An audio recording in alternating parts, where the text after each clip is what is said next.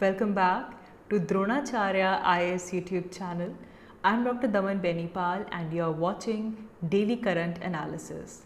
इस video lecture में हम आज के इम्पॉर्टेंट करंट अफेयर्स डिस्कस करेंगे जो कि हमारी civil services preparation point of view से इम्पॉर्टेंट हैं. So let's begin with today's video. शुरुआत करेंगे हमारे पहले टॉपिक के साथ जो कि फूड सिक्योरिटी के बारे में है. Well, food security, it is a very important topic in our UPSC and civil services preparation. Mainly इसे आप एग्रीकल्चर और GS पेपर 3 इंडियन इकोनॉमी का जो एग्रीकल्चर वाला पार्ट है उसके साथ रिलेट कर सकते हैं. Now, food security. So it is a very key element, especially in the age of uncertainties. Now, be it the last 2 years of COVID-19 pandemic and climate change की वजह से जो climatic risk factors बढ़ते जा रहे हैं, जो geopolitical tensions हम all across the world different regions में देख रहे हैं, so we see that we are living in the age of uncertainties. और इन uncertainties में food security भी एक ऐसी ही uncertainty है. Climate change, geopolitical tensions and even macroeconomic shocks जिनकी वजह से imports लगातार costlier होते जा रहे हैं. All over the world inflation चल रही है और इस inflation की वजह से imports costlier होते जा रहे हैं and especially than ever before, चाहे वो tangible या intangible terms में हो. And therefore in this article we're going to talk about food security. But why? देखिए, एक चीज़ आप देख रहे होंगे कि पिछले कुछ दिनों से हम हमारी करंट अफेयर वीडियो में वर्ल्ड पॉपुलेशन को लेकर कोई ना कोई टॉपिक डिस्कस कर ही रहे हैं. चाहे वो मालथूसियन ट्रैप हो, चाहे वो इंटरनेशनल एल्डरली डे हो जहाँ पे हमने किस तरह हमारी वर्ल्ड डेमोग्राफी चेंज हो रही है टुवर्ड्स द ओल्डर जनरेशन, वो हमने यहाँ पे देखा. So now we have an idea that yes, the world population is growing and जब world population grow करती है तो जो food demand है वो भी increase होती है and therefore with this growing world population it is estimated कि जो global food production है this need to increase by 60%.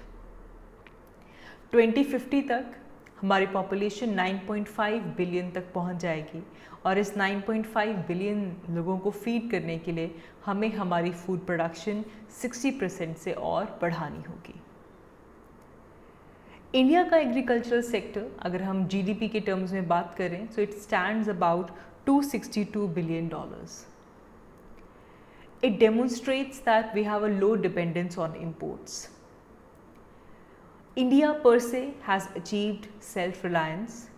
We have achieved sustainability when it comes to our agriculture. And therefore this has led to a critical switch in the policy as well. तो यहाँ से कि किस तरह 2050 में हमारी population 9.5 billion cross कर जाएगी and how we will have to increase our food production by 60%, this highlights the question of food security. So therefore, in this article, we are going to cover about food security. So what is food security? Food security, it is a concept in which we consider that both we have physical access to the food, along with this you have economic access to the food. While taking into consideration the people's dietary demands and the preferences. So food security is when somebody has the physical access along with economic access to food with which they can complete their dietary demands and preferences.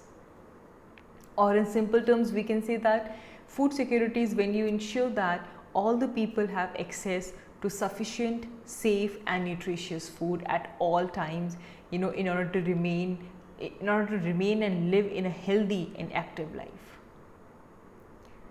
So therefore there are 4 pillars of food security. याद रखिएगा.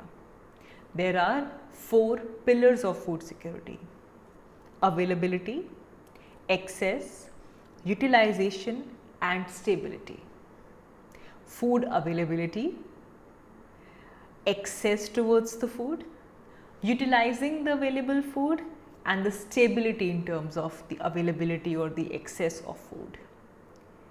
इन चारों pillars के ऊपर food security टिकी हुई है। अब यहाँ पे एक बड़ी प्रॉब्लम ये आती है that when you talk about achieving the goal of self sufficiency, तो यहाँ पे इमर्जिंग नेशंस में this is the primary problem, because to ensure that there is food stability as well as food availability, that becomes the biggest constraint, because presently we face so many challenges related to food security. The first and foremost is the climate oriented risk. ज़्यादा दूर नहीं जाएंगे, कुछ recent events ही हम यहाँ पे बात करेंगे. We have seen that there was prolonged heat waves, extreme weather events के जो frequency है वो increase हो गई है, कुछ areas में massive floods आए हैं, कुछ areas में droughts आए हैं, बहुत ही powerful cyclones आए हैं, और इन सब की वजह से what has happened, be it heat wave, be it the intense rainfall or the dryness or your cyclone, all these factors has damaged the crops, and it has basically caused the damage which relates to expenses. Then there is another factor which is a challenge to food security, which is in terms of wastage and the losses. In India, if we talk about our food grain production, around 5 to 7% is wasted because of procedural inefficiency. Procedural inefficiency की वजह से हम 5 to 7% हमारे food grains को loose कर देते हैं. And when it comes to the fresh produce, तो वहाँ पे तो ये नंबर और भी इंक्रीज हो जाता है. This can go up to 11%. Grain में ग्रेन उतनी जल्दी ख़राब नहीं होती, तो 5 to 7% तो हम उसका लूज़ कर देते हैं, और जो फ्रेश प्रोड्यूस है, आपकी सब्जियाँ हैं, फ्रूट्स हैं, उसमें 11% हम लूज़ कर देते हैं. तो यहाँ पे ये एक बड़ा चैलेंज है, हमें इन वेस्टेज और इन लॉसेस को रिड्यूस करना होगा. अब इसका एक रीज़न ये है that we have inadequate storage facilities. Grains को आप देख लीजिए, we have inadequate and improper storage facilities for grain. बहुत बार you would have seen that grains are stored outside under a tarps, and they have very little protection from humidity, from pest, they are lying outside. India जैसी country जहाँ पे hot और humid conditions हैं, यहाँ पे हमें cold storage facilities की ज़रूरत है. और लेकिन क्योंकि the nature of the country is hot and humid, तो this kind of exacerbate the demand of having the cold storage facility. तो उसकी जो कॉस्ट ऑफ मेंटेनेंस है वो भी उतनी ही इंक्रीज़ होती जाती है. लेकिन क्योंकि हमारे पास स्टोरेज फैसिलिटीज़ इनएडिक्वेट है, यही आगे चलकर कंट्रीब्यूट करती हैं into wastage and losses. And then there is also lack of awareness, there is lack of education, there is lack of training on the new techniques, new technologies as well as agricultural products. हमारी recent editorial videos में हमने discuss किया था agriculture and technology, जहाँ पे हमने ये समझा था कि टेक्नोलॉजी कितना इंपॉर्टेंट रोल प्ले करती है when it comes to agriculture. But if there is lack of awareness, lack of education, lack of training, तो वो जो न्यू टेक्निक्स हैं, न्यू टेक्नोलॉजीज़ हैं, जो न्यू प्रोडक्ट्स हैं, आप उन्हें यूज़ नहीं कर पाएंगे. और traditional farming methods they are slightly more time consuming and they delay the production of food grains. But जिस पेस पे हमारी पॉपुलेशन ग्रो कर रही है, हमें इसे बढ़ाना होगा. And along with this, the soil health is deteriorating. Soil, it is a very important component because वहीं पे तो सारी food production हो रही है. So the key element of food production is a healthy soil. 95% of the global food production depends upon soil, and if the soil health is deteriorating, it is a definitive threat to our food security. So we need some reforms so that we can ensure that we have food security. The first reform can be done in the region of irrigation. We have to focus on water conserving irrigation. Now, आजकल भी हम देखते हैं that the practice of flood irrigation is largely prevalent. Paddy जहाँ पे भी लगी होती है वहाँ पे flood irrigation किया जाता है, water को flood off किया जाता है. And it has a very reinforcing impact. It is depleting your ground water and जिसकी वजह से जो ड्रॉट लाइक कंडीशंस हैं वो और भी ज़्यादा एग्रीवेट हो रही हैं.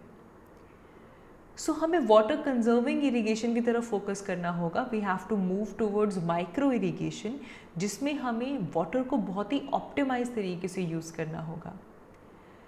इससे लॉन्ग टर्म में जो इलेक्ट्रिसिटी इनपुट है फार्मर्स का उसके ऊपर भी इफेक्ट पड़ेगा. It will free up the financial resources for investment. आप यहाँ पे इलेक्ट्रिसिटी का खर्चा कम होगा एंड देयरफॉर जो इन्वेस्टमेंट है वो आप पोस्ट हार्वेस्ट टेक्नोलॉजीज़ के ऊपर लगा सकते हैं. फिर चैलेंज था स्टोरेज को लेकर. हमें स्टोरेज इंफ्रास्ट्रक्चर, सप्लाई चेन्स जो कि एक फाउंडेशनल इंटरवेंशन है जिससे कि फूड प्रोसेसिंग जो इंडस्ट्रीज़ हैं वो प्रोपेल होती हैं, हमें इसे इस्टेब्लिश करना होगा. साइमल्टेनियसली हमें क्रॉप डाइवर्सिफिकेशन के ऊपर काम करना होगा so that along with this that farmer they are able to lengthen the shelf life of their fresh produce. अगर स्टोरेज फैसिलिटीज़ होंगी, अलग अलग तरह की डाइवर्सिफाइड क्रॉप्स लगी हों और उन फ्रेश प्रोड्यूस की शेल्फ लाइफ बढ़ाई जाए बिकॉज हमारे पास एक proper cold storage facilities present हैं. They are interlinked. फिर उसी के साथ we'll have to enhance the access to finance. जो फाइनेंशियल फ्लोज हैं, जो फ्लो ऑफ फंड्स हैं, हमें उन्हें एनहांस करना होगा. For that we can even need the global finance pledges. We need to develop an architecture कि किस तरह जो finance flow है उसे हम increase कर सके towards the global south. Because domestic stage पे अगर हम देखें तो medium to long term debt financing facilities जो हैं for investment, they invest in the viable projects. जैसे कि जो post harvest management infrastructure है उस पर वो investment करें, कम्युनिटी फार्मिंग एसेट्स के ऊपर इन्वेस्टमेंट करें, जैसे कि हमारे पास एग्रीकल्चर इंफ्रास्ट्रक्चर फंड है. तो ऐसी चीज़ों को हमें डेवलप करना होगा so that we get a change in this direction. We are getting investment in those areas which the food security demands. Crop diversification एक अलग पर्सपेक्टिव है. A food availability is one of the basic necessity condition for food security. India is more or less self-sufficient in terms of cereals, but we are deficient in terms of pulses and oilseed. तो इसीलिए एक तो हमारा जो consumption pattern है वो change हो रहा है. Now the demand for the fruits, vegetable, dairy, meat, poultry, fishery, all of this has increased. So therefore there is need of crop diversification as well. जो हमारी अलाइड एक्टिविटीज़ हैं हमें उसे इम्प्रूव करना होगा. Will have to produce such crops जो कि इस तरह के प्रोड्यूसेस लेकर आएँ in which we are deficient. And at last we need to tackle the climate change as well.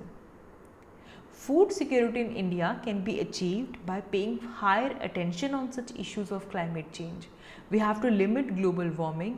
We have to include climate smart agriculture production system. हमें हमारी land use policies में चेंज लेकर आना होगा so that we are able to adapt and mitigate the ill effects of climate change. So all these reforms are needed and we have certain programmes which focuses on food security. Like we have the mega food parks. ये जो scheme है ये government ने 2008 में launch की थी जिसका M है कि अप टू 50 करोड़ तक की फाइनेंशियल असिस्टेंस दी जाए so that we can set up the modern infra facilities. Food processing के लिए इंफ्रास्ट्रक्चर फैसिलिटीज़ को डेवलप किया जाए जिन्हें कहा जाएगा mega food parks. We have Pradhan Mantri Kisan संपदा योजना. ये एक पैकेज, एक पूरा कॉम्प्रिहेंसिव पैकेज है which aims to create a modern infrastructure जिसमें हमारे पास एक एफिशिएंट सप्लाई चेन मैनेजमेंट हो. फार्म गेट से लेकर रिटेल आउटलेट तक एक पूरा का पूरा सप्लाई चेन बनी हो और इस सिस्टम से फूड प्रोसेसिंग सेक्टर को भी बूस्ट मिलेगा. It will help them to provide better returns to the farmers as well. इससे फार्मर्स की इनकम भी इंक्रीज होगी. On the same lines, we have Agriculture Infrastructure Fund. ये सेंट्रल सेक्टर स्कीम है. Union cabinet ने इसको 2020 के अंदर अप्रूव किया था जिसमें medium long term debt financing facilities दी गई है for investment in the viable projects all focusing on the post-harvest management infrastructure. Community farming assets के लिए डेट यहाँ पे दिया जाएगा, पोस्ट हार्वेस्ट मैनेजमेंट इंफ्रा के लिए दिया जाएगा, एंड स्कीम की ड्यूरेशन 2020 से लेकर 2032 तक रखी गई है. तो we have this proper agricultural infrastructure fund as well. Along with this we can also think about Pradhan Mantri Krishi सिंचाई योजना. ये भी एक सेंट्रली स्पॉन्सर्ड स्कीम है. 2015 में इसमें इसे लॉन्च किया गया था एंड कृषि सिंचाई के ऊपर है. तो यहाँ पे जो कन्वर्जेंस है वो इरिगेशन के लेवल पे की गई है. हर एक फील्ड लेवल तक इरिगेशन पहुँचे.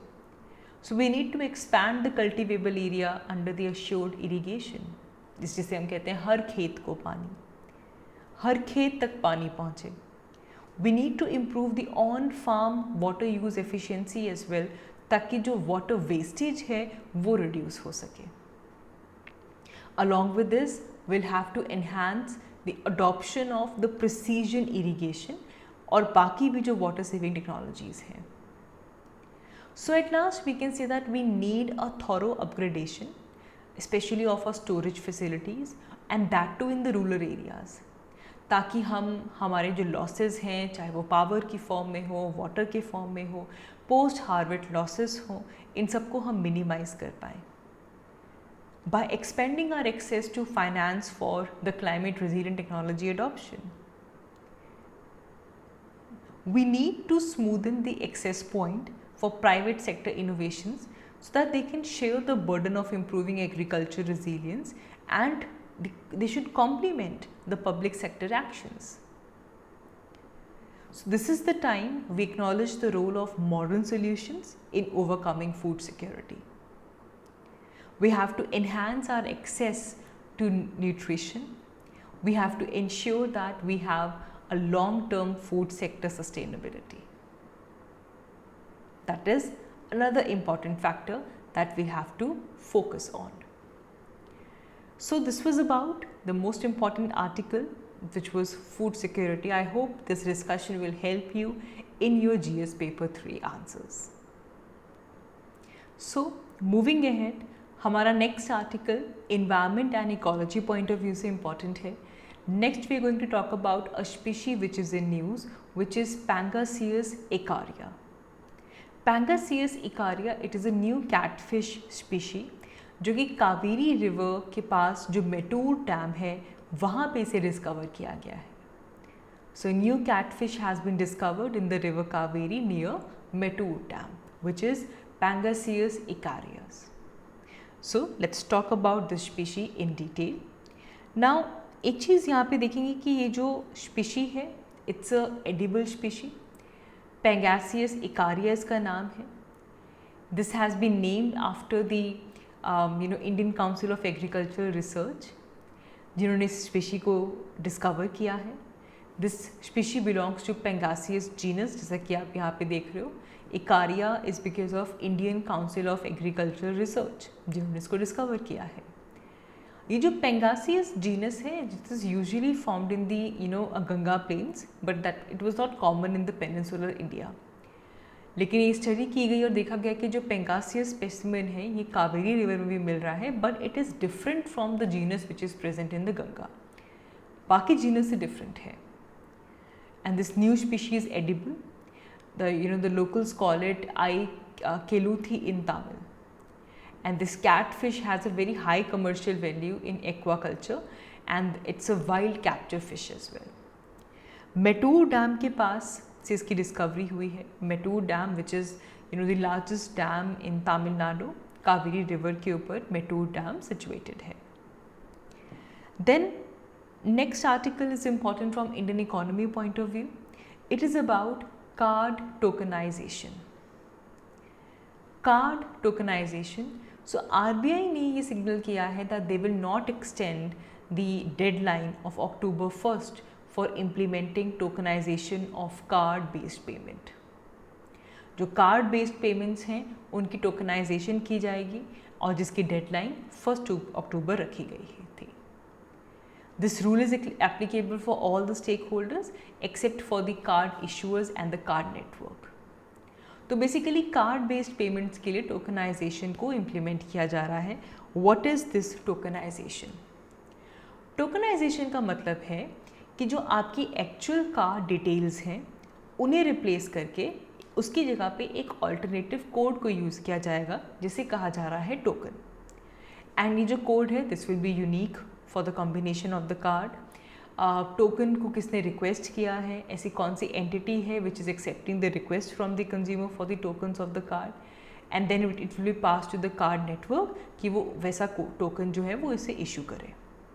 तो जो डिवाइस है उसे आइडेंटिफाई डिवाइस कहा जाएगा। तो जो एक्चुअल कार्ड डिटेल्स हैं उसे रिप्लेस कर दिया जाएगा एक कोड के साथ जिसे आप कहेंगे टोकन, एंड एक कार्ड के लिए, कॉम्बिनेशन कार्ड के लिए ये यूनिक होगा। ऐसी एंटिटी जो कि इस रिक्वेस्ट को एक्सेप्ट करती है from the consumer, they will be called as token requester. तो एक रिक्वेस्ट इनिशिएट की जाएगी प्लेटफॉर्म पे which will be made available by the token requester और द एंटिटी। उसके बाद जो कार्ड होल्डर है they can have their card tokenised. जो टोकन मैचिंग जो है वो कार्ड डिटेल के साथ मैच करेगा। जो टोकन रिक्वेस्टर है, जो डिवाइस है, that will be issued by the card network. जैसे कि कोई मास्टर कार्ड है, कोई वीज़ा कार्ड है, कोई रुपए यूज़ करता है, तो वो अपना डिवाइस इशू करेंगे for the approval of the card issuer. अब इस टोकनाइजेशन का बेनिफिट तो यही है कि एक तो इससे जो पेमेंट ट्रांजैक्शन एक्सपीरियंस है वो और सिक्योर हो जाएगा for the end user. It will also aid the merchants to deliver a consistent user experience. इसी के साथ ओवरऑल जो ट्रांजैक्शन अप्रूवल रेट है वो भी इंक्रीज़ होगा, उसकी स्पीड और सिक्योरिटी दोनों इम्प्रूव होंगे। अब क्योंकि एक्चुअल कार्ड डिटेल्स यहाँ पे शेयर नहीं हो रही हैं, they are not given to the merchant during the transaction processing, तो इसीलिए टोकनाइज जब कार्ड को कर दिया जाएगा this is considered to be much more safer action. ठीक है, इसे लेकर जो डेडलाइन थी वो 1 अक्टूबर तक रखी गई थी। So I guess this is all. आज की इस वीडियो के लिए इतना ही। Thank you so much for watching. I will see you all in my next one. Thank you.